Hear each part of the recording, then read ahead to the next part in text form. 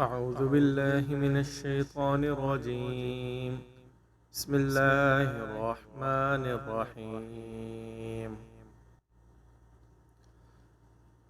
وإذ قال موسى لقومه إن الله يأمركم أن تذبحوا بقرة قالوا أتتخذنا هزوا قال أعوذ بالله أن أكون من الجاهلين.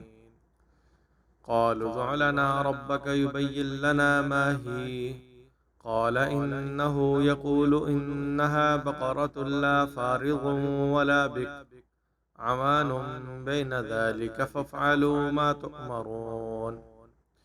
قالوا ادع لنا ربك يبين لنا ما لونها قال إنه يقول إنها بقرة صفراء فاقع لونها تسر الناظرين. قالوا ادع لنا ربك يبين لنا ما هي إن البقرة شابه علينا وإنا إن شاء الله لمهتدون. قال إنه يقول إنها بقرة لا ذلول تثير الأرض ولا تسقي الحرث مسلمة لا شية فيها. قالوا الآن جئت بالحق فذبحوها وما كادوا يفعلون. شروع کرتا ہوں اللہ تعالیٰ کے نام سے جو بڑا مہربان نہایت رحم کرنے والا ہے۔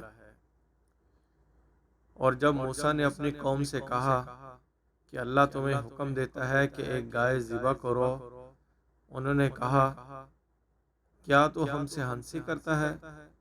کہا میں اللہ کی پناہ مانگتا ہوں اس سے کہ جاہلوں میں سے ہوں۔ انہوں نے کہا ہمارے لیے اپنے رب سے دعا کر ہمیں بتائے کہ وہ گائے کیسی ہے۔ کہا وہ فرماتا ہے کہ وہ ایک ایسی گائے ہے نہ بوڑھی اور نہ بچہ، اس کے درمیان ہے، بس کر ڈالو جو تمہیں حکم دیا جاتا ہے۔ انہوں نے کہا ہمارے لیے اپنے رب سے دعا کر کہ ہمیں بتائے اس کا رنگ کیسا ہے۔ کہا وہ فرماتا ہے کہ وہ ایک زرد گائے ہے، اس کا رنگ خوب گہرا ہے، دیکھنے والوں کو بھلی معلوم ہوتی ہے۔ انہوں نے کہا ہمارے لیے اپنے رب سے دعا کر ہمیں بتائے کہ وہ کس قسم کی ہے، کیونکہ وہ گائے ہم پر مشتبہ ہو گئی ہے، اور ہم اگر اللہ نے چاہا تو ضرور پتہ لگا لیں گے۔ کہا وہ فرماتا ہے کہ وہ ایک ایسی گائے ہے محنت کرنے والی نہیں، جو زمین کو جوتتی ہو یا کھیتی کو پانی دیتی ہو، بے عیب ہے، اس میں کوئی داغ نہیں۔ انہوں نے کہا اب تو انہیں ٹھیک بات بتائی، پھر انہوں نے اسے ذبح کر دیا اور وہ کرنے والے تو نہیں تھے۔